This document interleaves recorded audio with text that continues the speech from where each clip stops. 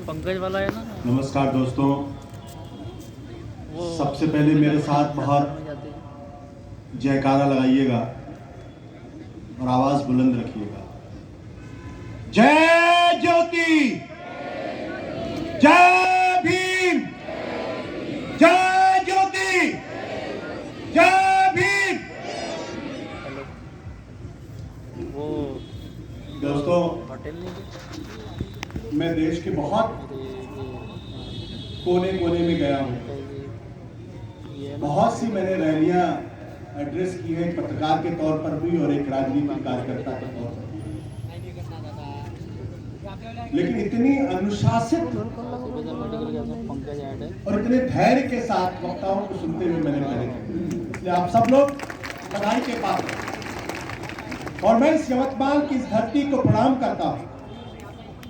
इतनी प्रबुद्धता, इतनी समझदारी और इतना अनुशासन विरले ही मिलता।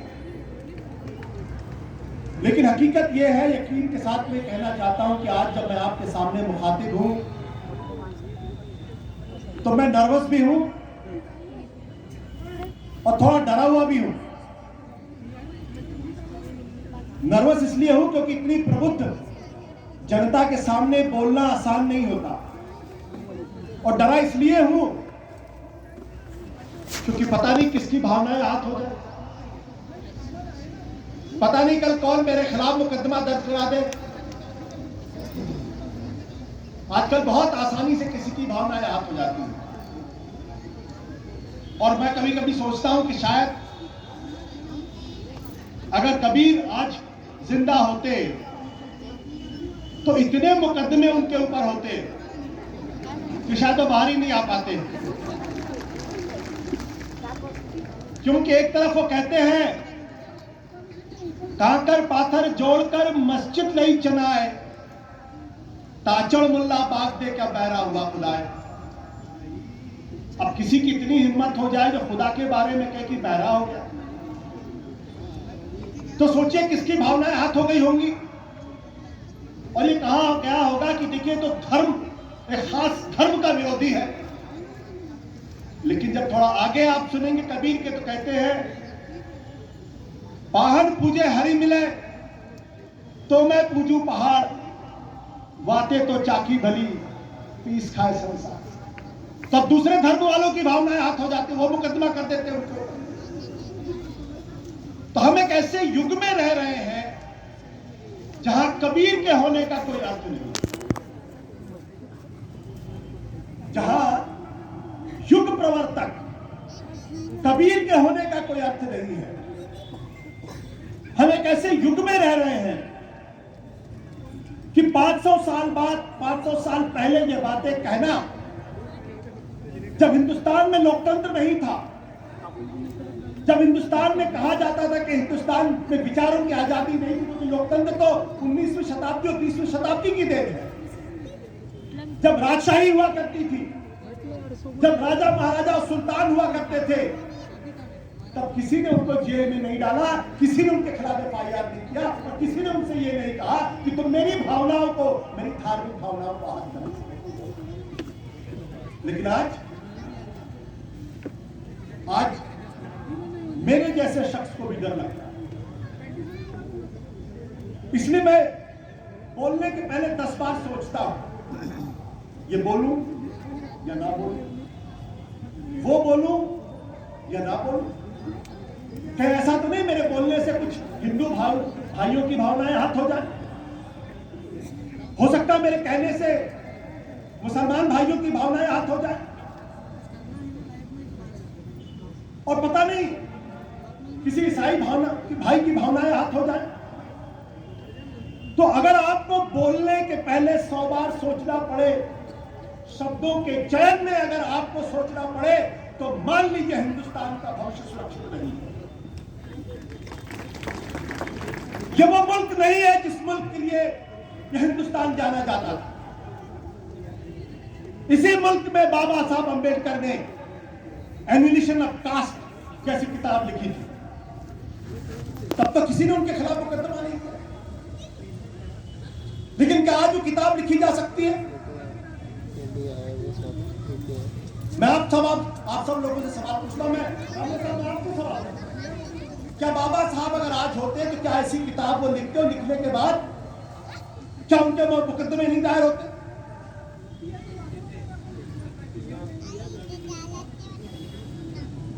तो ये एक सवाल है आज हमारे सामने, और हम कहते हैं बड़े गर्व के साथ कि हम लोकतंत्र में सांस ले रहे हैं। हमारा संविधान हमारे लिए बाइबल है, गीता है, कुरान है। हम बड़े गर्व के साथ हैं। अगर हमारा संविधान हमारी धार्मिक पुस्तक है तो फिर हमें बोलने के पहले क्यों सोचना? मैं नहीं कहता कि बोलने का मतलब यह है कि आप कुछ भी अनाप शराब बोले। बोलने की भी एक गरिमा होती है, उसकी शालीनता होती है, उसकी एक मर्यादा हो। उस मर्यादा का पालन तो होना चाहिए। लेकिन अगर एक पत्रकार अगर लिखने के पहले सोचने लगे कि काश मैं ये लिखूं ना लिखूं, पता नहीं कौन से हुक्मरान नाराज हो जाए, और पता नहीं किस पत्रकार को कौन सी धारा लगाकर न जाने कितने साल के लिए जेल के अंदर बंद कर दिया जाए, और फिरदौस मिर्जा साहब की कोशिश के बावजूद भी उसको कई साल तक बेल न मिल पाए। ऐसा हुआ है उत्तर प्रदेश के अंदर। जिस हाथरस की बात अभी मिर्जा साहब ने कही थी, एक पत्रकार केरल से निकला, उसको रिपोर्ट करने जाना था, वो भी आधे रास्ते में था कि उसको गिरफ्तार कर लिया गया, और आज तक उसको जमानत नहीं मिली। साल से ज्यादा हो चुका है। लेकिन अजीब विडंबना देखिए कि वो लोग जो अपनी गाड़ी से न जाने कितने लोगों को कुचल देते हैं, जिनको अपनी सरकार की जो इन्वेस्टिगेटिंग एजेंसी है वो कहती है कि ये प्राइम सस्पेक्ट है, उनको बेल मिल जाती है। और उस दिन बेल मिलती है जिस दिन पहले राउंड का पोलिंग होती है। तो जो कत्ल का आरोपी है, जो तस्वीरें सब आदमी ने देखी, हर व्यक्ति ने देखी, उसको इस मुल्क में तो बेल मिल जाता है, और जिसके ऊपर कोई आरोप साबित ही नहीं हुआ, जो अपनी से रिपोर्ट फाइल करने जा रहा था, वो अभी भी जेल के अंदर बंद है। तो क्या ये समानता है? क्या ये समता है? क्या ये बाबा साहब के सपनों का हिंदुस्तान है? क्या कुछ लोग बाकी लोगों से ज्यादा समान हो गए? और मुझे याद आता, बाबा साहब से सवाल पूछा गया था जब संविधान बना था, और जब सबको संविधान के मुताबिक बराबरी और समता का अधिकार मिला था, तब उनसे पूछा गया, बाबा साहब अब तो हिंदुस्तान के अंदर लोकतंत्र आ गया, अब तो सब बराबर है। तो बाबा साहब ने कहा था, राजनीतिक समानता तो आ गई, और राजनीतिक समानता का मतलब यह होता है कि चाहे मुकेश अंबानी हो या गौतम अडानी या उनके दफ्तर में काम करने वाला कोई चपरासी, सबके पास एक ही वोट, दो वोट नहीं है। कि अगर मुकेश अंबानी के पास लाखों करोड़ों है तो उनके पास दो वोट हो जाए, ऐसा नहीं। और उनके दफ्तर में काम करने वाले चपरासी जो चंद रुपए पाता हो, उसका वोट आधा, ऐसा नहीं। सबको बराबर, कानून की नजर में सब बराबर, रूल ऑफ लॉ के मुताबिक सब बराबर। ऐसा नहीं कि अगर कोई कत्ल करके जाएगा तो अगर मुकेश अंबानी ने किया तो कहेंगे नहीं नहीं नहीं नहीं, इनको छोड़ दीजिए भाई, ये ऐसा नहीं। ये था भारत का संविधान। लेकिन बाबा साहब ने कहा, राजनीतिक समानता से लोकतंत्र सुरक्षित नहीं हो सकता। उन्होंने कहा, जब तक सामाजिक समानता नहीं आएगी, जब तक सोशल इक्वलिटी नहीं होगी, तब तक जो है देश में लोकतंत्र सुरक्षित नहीं है। बोले अगर सोशल इक्वलिटी नहीं आई तो इस संविधान के और यहाँ की लोकतांत्रिक व्यवस्था के तानाशाही में तब्दील होने में ज्यादा वक्त नहीं लगेगा। तो क्या आज हम उसी शब्दों को साक्षर होते हुए देख रहे हैं।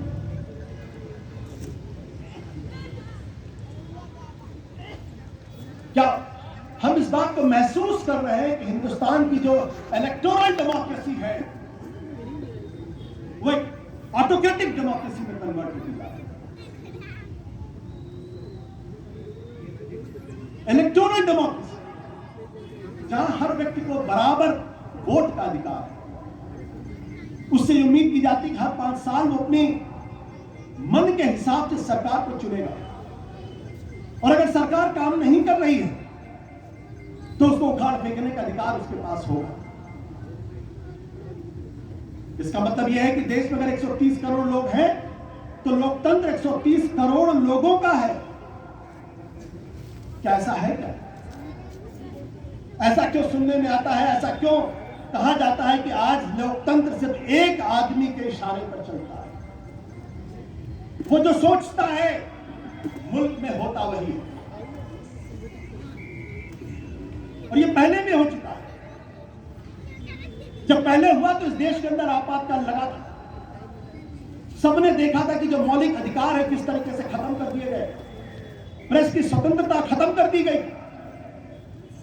सिर्फ एक शख्स, अगर एक शख्स का मतलब लोकतंत्र है तो भी लोकतंत्र जिंदा कहां है और भारत का भविष्य सुरक्षित। सपना तो बाबा साहब अंबेडकर ने ये देखा था जब संविधान उन्होंने लिखा कि इस देश का एक एक व्यक्ति उसकी हिस्सेदारी होगी सत्ता, और सत्ता के शीर्ष पर बैठे हुए लोग उसके लिए जवाबदेह होंगे। आज कहां है? हम तो ये देखते हैं, बड़े अफसोस के साथ कहना पड़ता है कि ऐसी कौन सी संस्था है जिसकी रीढ़ की हड्डी बची हुई है? ऐसी कोई संस्था?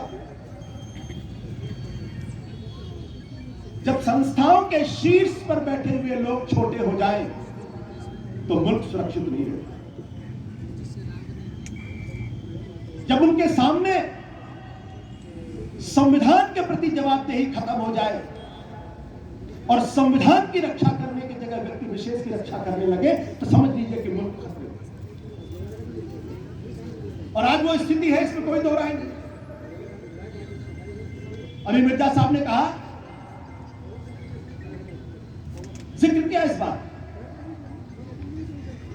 कि एक तरफ बच्चों को पढ़ाने की बात की जाती है और दूसरा उनके पहनावे के आधार पर उनको शिक्षा से वंचित किया जाता है।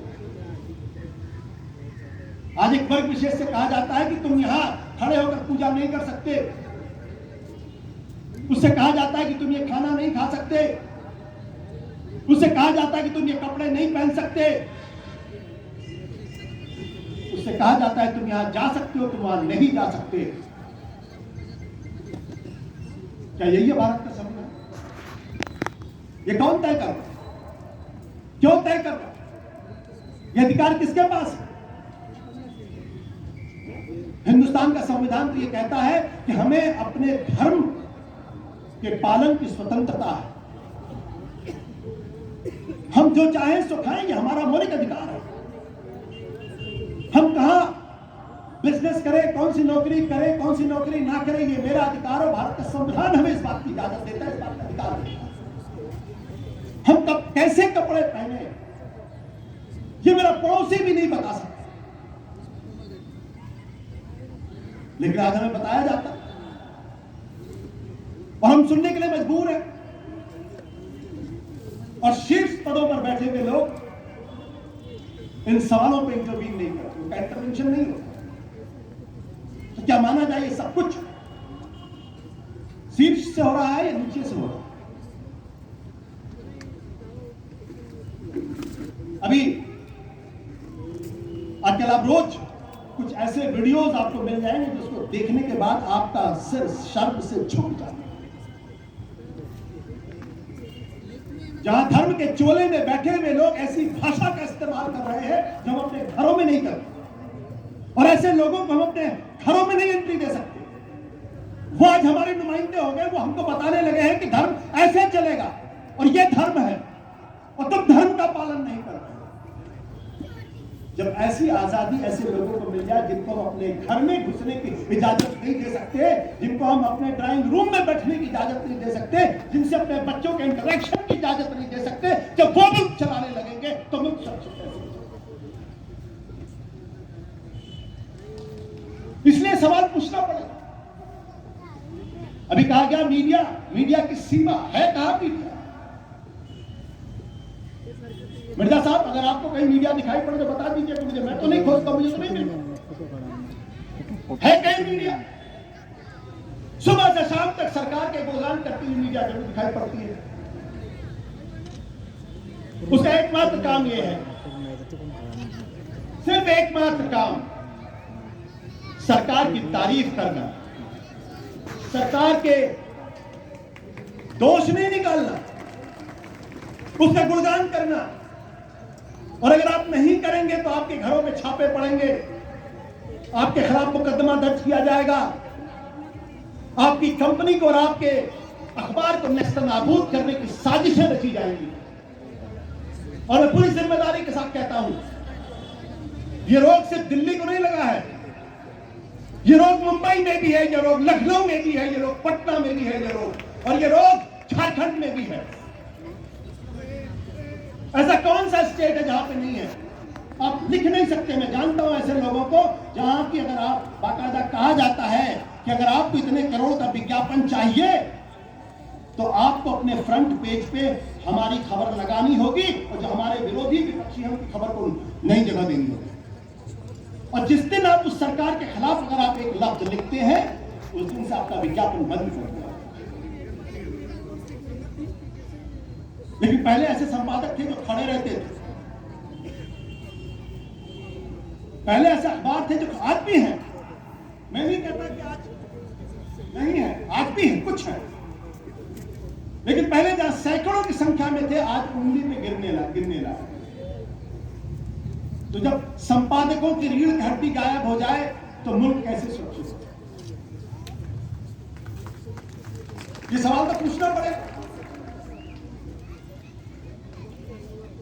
कि जब संपादकों की रीढ़ की हड्डी गायब हो जाए, जब बड़े बड़े पदों पर बैठे हुए लोगों की रीढ़ की हड्डी गायब हो जाए, जब वो पद बड़े हो जाए और उन पर बैठा हुआ आदमी छोटा हो जाए, तो मुल्क कैसे सुरक्षित रह सकता है? और कैसे बाबा साहब अम्बेडकर के सपनों का हिंदुस्तान हमारे सामने?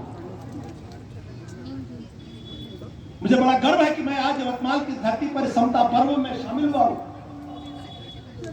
और इसलिए मुझे इस बात का गर्व है कि बाबा साहब अम्बेडकर ने जब चुनाव लड़ा तो चुनाव हार गए थे वो, लेकिन क्या इस मंच पर बैठे हुए किसी शख्स को, यहां बैठी हुई जनता में से किसी एक शख्स को मालूम होगा वो कौन सा शख्स था जिसने बाबा साहब अम्बेडकर को हराया था चुनाव?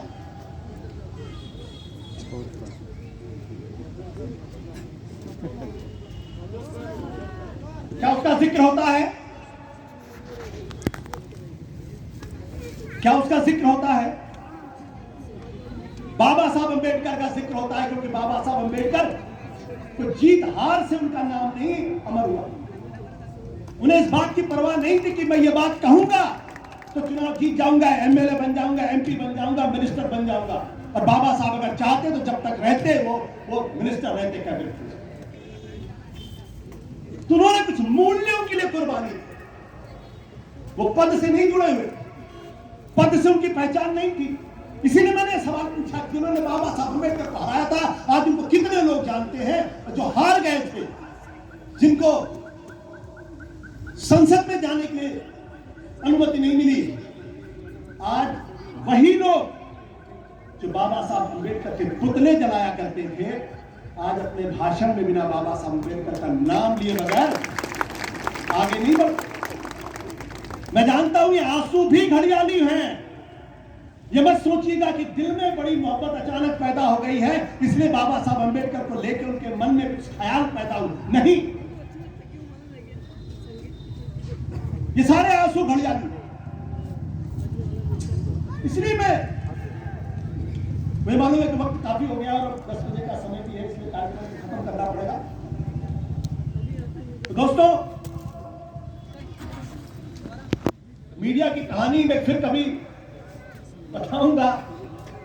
मीडिया की जो हालत है मैं भी उसी मीडिया का हिस्सा रहा। लंबे समय तक मैं भी संपादक के पद पर रहा। आज भी मैं सत्य हिंदी के नाम से अपना डिजिटल प्लेटफॉर्म चलाता हूं, डिजिटल चैनल है। और धन्यवाद देता हूं टेक्नोलॉजी का कि जो काम पहले 100, 150, 200 करोड़ रुपए में खर्च होते थे, आज हम बहुत छोटी सी पूंजी में उस काम को करने के लिए कोशिश कर रहे हैं। कामयाब है या कामयाब नहीं है तो एक अलग तरीके का सवाल है, लेकिन यह है कि हाँ, इस दौर में जो चुप है वो अपराधी है। स्टैंड तो लेना पड़ेगा, या तो इस तरफ रहिए या उस तरफ रहिए, बीच का रास्ता नहीं। जब इतिहास कुर्बानी मांग रहा था तब आप कहां खड़े थे, ये सवाल महत्वपूर्ण है। बाबा साहब अंबेडकर चाहते तो आजादी के पहले उस वक्त के युग पुरुष और राष्ट्रपिता महात्मा गांधी से दो हाथ करने की हिम्मत नहीं करते, लेकिन उनको लगा कि नहीं, अन्याय हो रहा है और हजारों साल से अन्याय हो रहा है तबके के साथ, लिहाजा इस मुद्दे को इसको उठाना जरूरी है। और उन्होंने उठाया और उसके लिए उन्होंने कुर्बानियां भी। लेकिन उस वक्त ऐसे लोग इस देश के नेता थे जो मूल्यों की बात, जो आदर्शों की बात, राजनीतिक मतभेद का मतलब यह नहीं था कि दोनों एक दूसरे के दुश्मन थे। लोकतंत्र में अगर विचारों के बीच भिन्नता है तो स्वस्थ लोकतंत्र का प्रतीक है, लेकिन अगर भिन्नता के आधार पर अगर दुश्मनी पैदा हो जाए तो इसका मतलब यह है कि उस लोकतंत्र में घुन लग गया है, वो धीरे धीरे अब गिरने की कगार पर।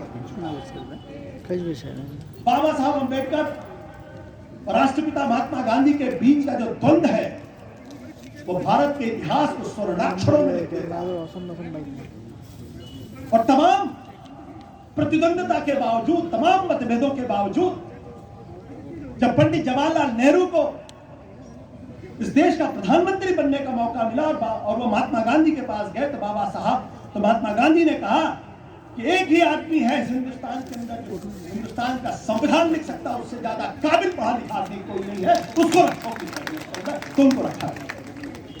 ये थी भारत के लोकतंत्र की खूबसूरती। और जो श्यामा प्रसाद मुखर्जी जो हिंदू महासभा में थे, और जब क्विट इंडिया मूवमेंट चल रहा था तो श्यामा प्रसाद मुखर्जी पश्चिम बंगाल के अंदर, उस वक्त बंगाल हुआ करता था, वहां पे वो डिप्टी प्राइम मिनिस्टर थे, फाइनेंस मिनिस्टर थे, और उन्होंने क्विट इंडिया मूवमेंट को क्रश करने के लिए, मैं कुछ एक शब्द ऐसा नहीं कह रहा हूं जो ध्यान रखा, क्विट इंडिया मूवमेंट को, जो भारत, पूरा हिंदुस्तान अंग्रेजों के खिलाफ, गुलामी के खिलाफ लड़ाई लड़ने के लिए सड़कों पर उतरा हुआ था, तब श्यामा प्रसाद मुखर्जी ने उस वक्त जो फाइनेंस मिनिस्टर थे और किस दल के साथ थे गठबंधन था, उस दल को मुस्लिम लीग कहते हैं, जिसके नेता मोहम्मद अली जिन्ना थे, उनके साथ कंधे से कंधा मिलाकर अंग्रेज गवर्नर को चिट्ठी लिखी थी कि इस क्विट इंडिया मूवमेंट को कैसे क्रश किया जाए। आज जो अपने आप को देशभक्त कहते हैं, आजादी की लड़ाई में उनका नाम खोजिएगा तो एक शख्स नहीं मिलने वाला, बल्कि शायद मुखबिरों की जमात से खड़े दिखाई पड़ेंगे। लेकिन गांधी जी ने कहा नहीं, देश आजाद हो गया। आजादी के पहले तमाम मतभेद थे, वो सब ठीक थे, विचारधाराओं के बीच में टकराव था, वो ठीक था, लेकिन आज सबको साथ लेकर चलने का वक्त है। हिंदुस्तान को अगर एक नया हिंदुस्तान बनाना है, अगर एक सपनों का मुल्क बनाना है, तो सारे मतभेदों को भुलाओ और सबको साथ लेके चलो। तो जो पंडित जवाहरलाल नेहरू के नेतृत्व में पहली कैबिनेट बनी थी, उसमें श्यामा प्रसाद मुखर्जी भी थे, उसमें बाबा साहब अंबेडकर भी थे। क्या ऐसा संभव है? क्या ऐसा संभव है? क्या आज जब आप संसद को देखते हैं तो तकलीफ होती है, साफ खेमेबंदी नजर आती है, ऐसा लगता है जैसे एक दूसरे के प्रति नफरत की दीवार खड़ी है। तो जब मतभेदों को हम दुश्मनी में बदल देंगे। जब सत्ता पक्ष विपक्ष का सम्मान नहीं करेगा, जब विपक्ष सत्ता पक्ष का सम्मान नहीं करेगा, जब सत्ता पत्रकारिता का सम्मान नहीं करेगी, तो फिर लोकतंत्र कैसे सुरक्षित हो सकता है, भारत कैसे सुरक्षित हो सकता है। इसलिए आज मैं बहुत ऑप्टिमिस्टिक नहीं हूं। मैं नहीं कह सकता कि हिंदुस्तान का भविष्य बहुत सुरक्षित है, बिल्कुल मैं नहीं कह सकता। मैं उसके एक ऐसी अंधेरी सुरंग की तरफ जाते हुए देख रहा हूं जिसको सुनकर, जिसको सोचकर मेरे रोंगटे खड़े हैं।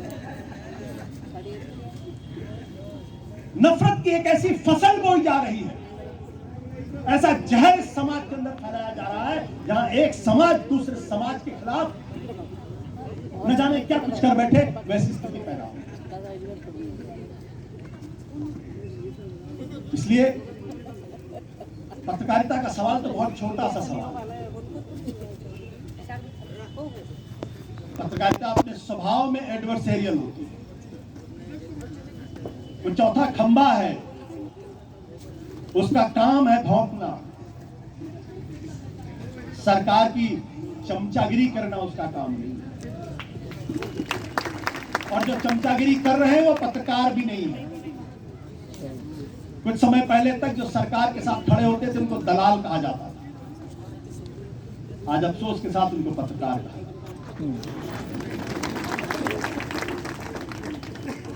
इसलिए मैंने कहा कि उसका एडवर्सेरियल रोल है। बहुत सारे लोग कह सकते हैं कि संसद तो सर्वोपरि, जी हां सर्वोपरि है, तो फिर बाबा साहब अंबेडकर ने जुडिशरी क्यों बनाई? मौलिक अधिकारों का अन्वेषण क्यों किया? इसलिए किया क्योंकि उनको इस बात का अंदेशा था कि इस मुल्क के अंदर ऐसी स्थिति भी पैदा हो सकती है जब कोई एक नेता इतना बड़ा हो जाए जो अपने आप को मुल्क और अपनी पार्टी से बड़ा समझने लगे, संसद से बड़ा समझने लगे, तब उस पर अंकुश लगाने के लिए जुडिशरी और एक प्रेस की जरूरत होगी। इसलिए जुडिशरी का इजाद किया, और सिर्फ हिंदुस्तान के अंदर नहीं, अमेरिका में भी किया है। तो सेपरेशन ऑफ पावर, और जरूरी नहीं कि जुडिशरी जो है वो चुनी हुई हो, और चुने हुए लोग अपने आप को कहें कि नहीं वो चुने हुए हैं इसलिए सबसे सर्वोपरि, ऐसा नहीं।